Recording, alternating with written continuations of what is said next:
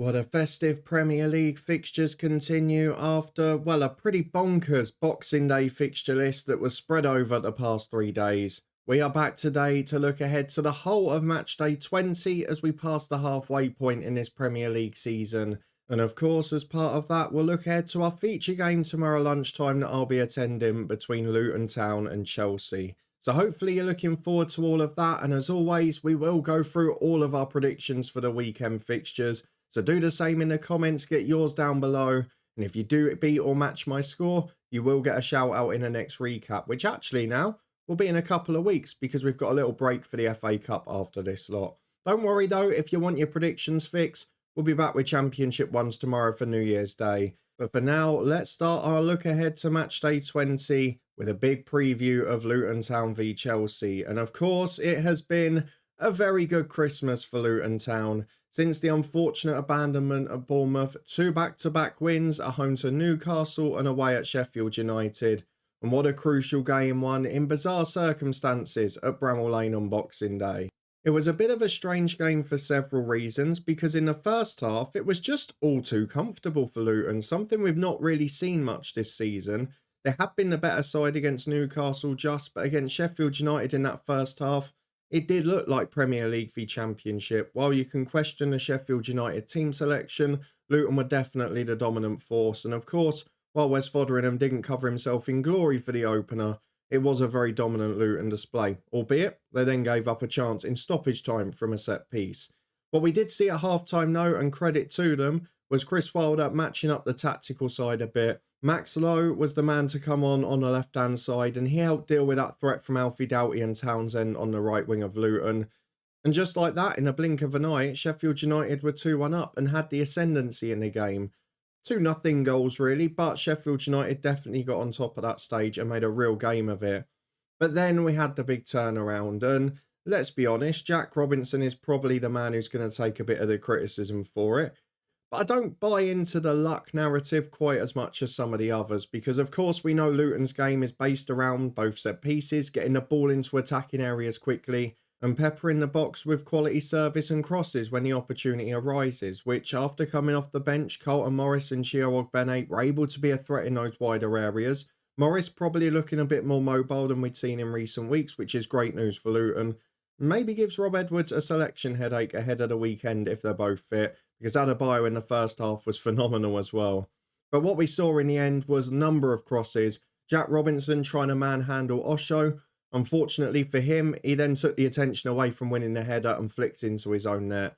And while the third one, the finish was fortuitous to of course deflect off the Sheffield United player and loop into the far corner. We are talking about the fact that Luton were continuously putting the ball in the box. And that is something that puts pressure on defences and in the end paid dividends for Luton Town. So a massive Boxing Day win, a frantic second half after a very good first one. But at Kenilworth Road, as the message kept coming out of the dressing room post-game, Luton can beat anyone. There are a few bits of hammer blow news as we go into the weekend.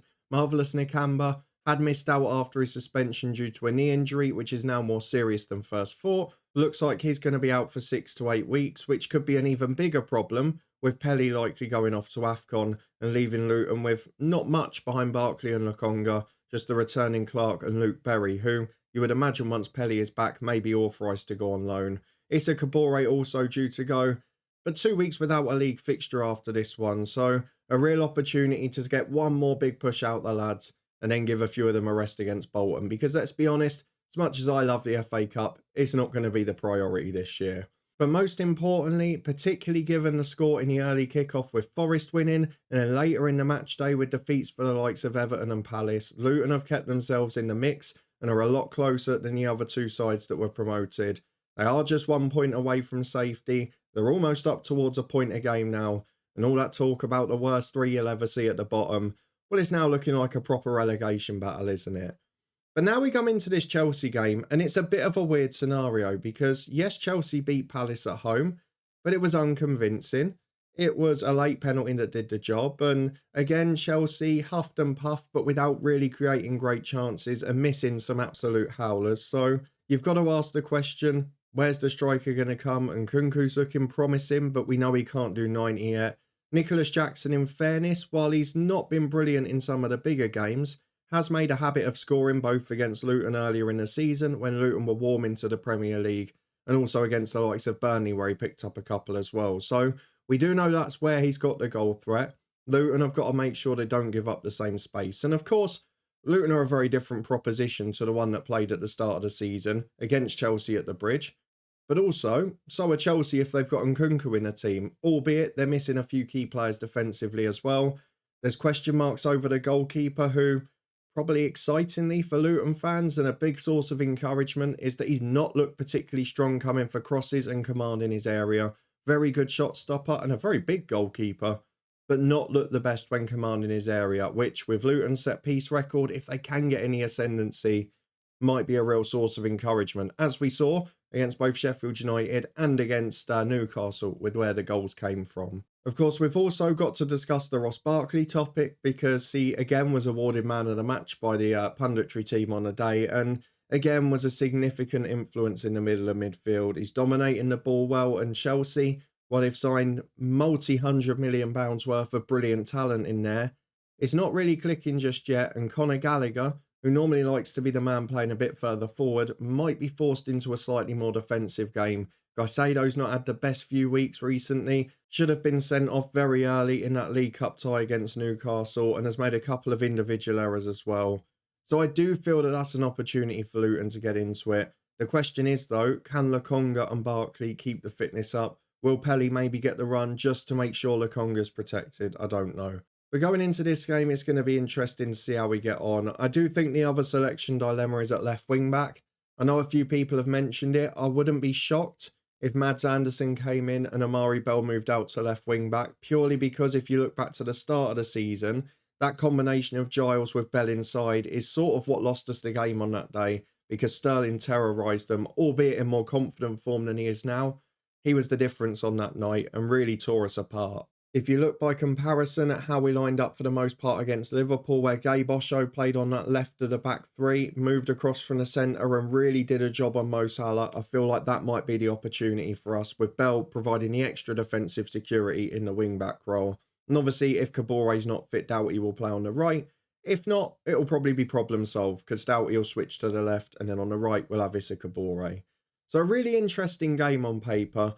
And it's a weird scenario, isn't it? We've gone from 3 weeks ago, Luton being down and being one of the worst sides in Premier League history and yada, yada, yada from the neutrals, to now many saying, do you know what, I fancy them to get something against Chelsea. Chelsea are going to struggle here.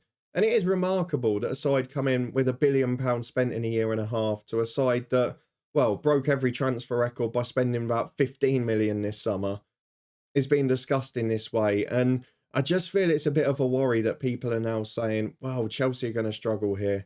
We look early in the season, their style of play on the counter, it is problematic for Luton at times. And the way they play through the middle third, particularly in wider areas, is something that I expect to cause us a few bits of trouble. But defensively, Chelsea are there to be got at from set pieces. The new goalkeeper has looked a little bit suspect. So I think we will cause a threat. I think we will get a goal.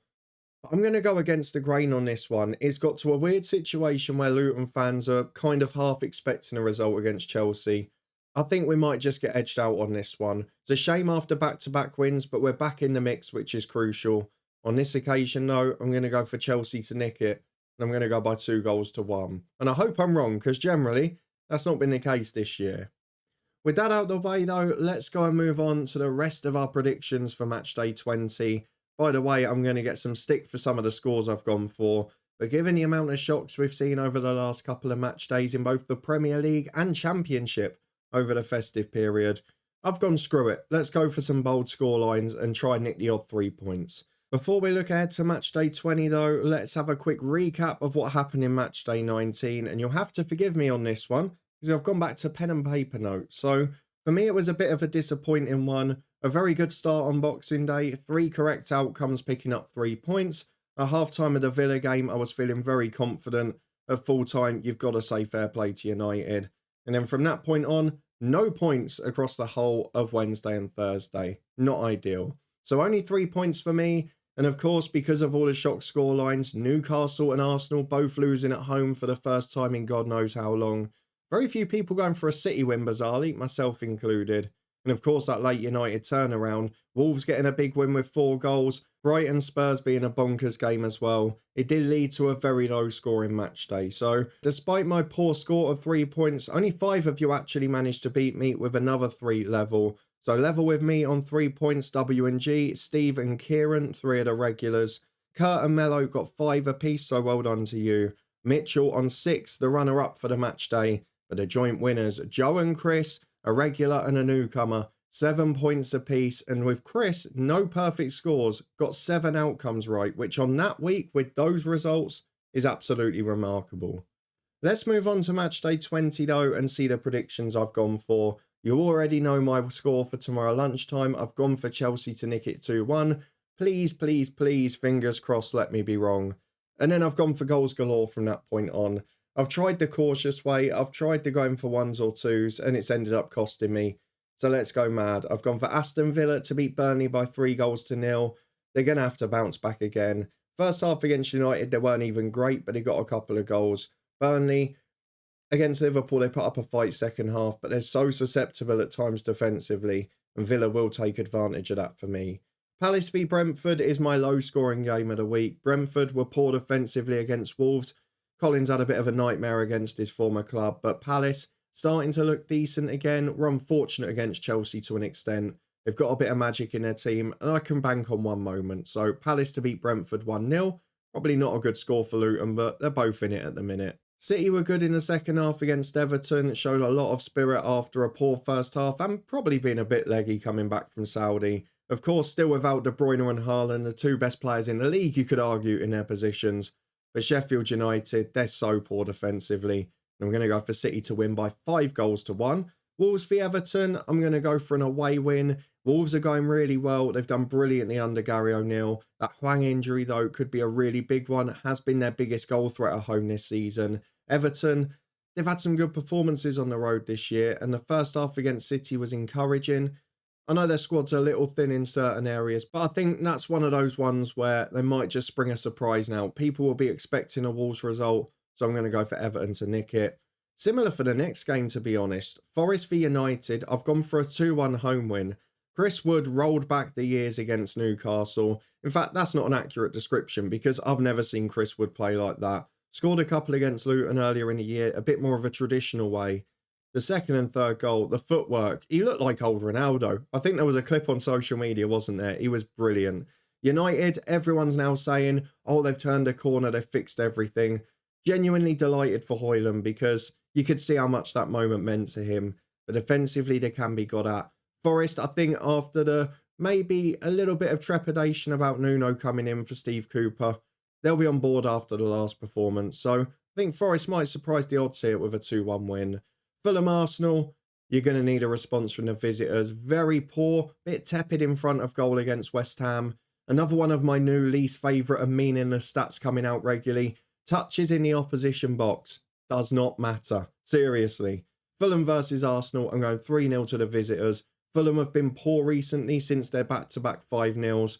And Arsenal, they're going to have to be better this time out. Spurs v Bournemouth, an interesting game. Bournemouth looking great going forward. Solanke having a really good year. Very good talent in the team, and I know it sounds weird, but could have come back from 4 down against Brighton. They had some great chances late on in that game.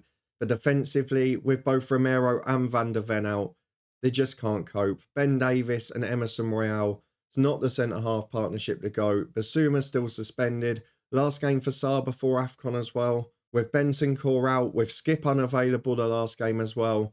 They're really running thin on the ground, and I just can't predict them for a win because of that. I'm going to go for 2 goals apiece because I feel Bournemouth will get at them on the counter. Liverpool v Newcastle.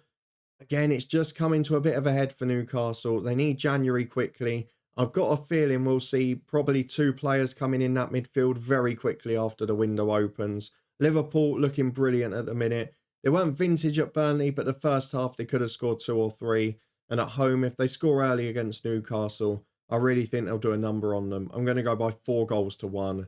And then the final game of the day, 2 sides that were brilliant on Thursday night. I've no idea what to go for, but it is on Tuesday, and there's a bit of a question mark at the moment about whether the Ghanaians are going to be involved because of their training camp being due to start the same day for AFCON. So you've got Kudus, who's been a key player on the West Ham front. You probably have Lamptey, I would imagine, on the Brighton front as well. What about James Milner against Spurs? He was absolutely unbelievable. Talk about a man rolling back the years. I could see this going either way. I originally went 3-2 to West Ham. I've changed my mind, but I'm pretty sure it's going to be 3-2. I just haven't decided which way. David Moyes in line for a new deal. Great for him. He deserves it. And the few West Ham fans that are Moyes out, honestly, I don't get it. But seriously, brilliant performances from both of them. On this occasion, though, I'm going to go Brighton by 3-2. So those are my predictions for matchday 20. Do you agree or disagree with my bonkers scores? Let me know down in the comments below. And as always, give me your predictions for all of the 10 fixtures. If you beat or match my score, you'll get a shout out in a couple of weeks when we return for matchday 21. But for now, if you did enjoy this video, please do put a thumbs up on it. Full championship fixture list tonight. You can find the predictions in the eye above. We'll be back tomorrow to look ahead to New Year's Day, where there's another full round of championship predictions. Thank you very much for watching as always. Your support is greatly appreciated. If you're not around tomorrow, have a very happy new year. We've got a few little special bits coming over the new year period as well. But we'll be back here tomorrow afternoon before all of that for another round of championship predictions. I'll see you there.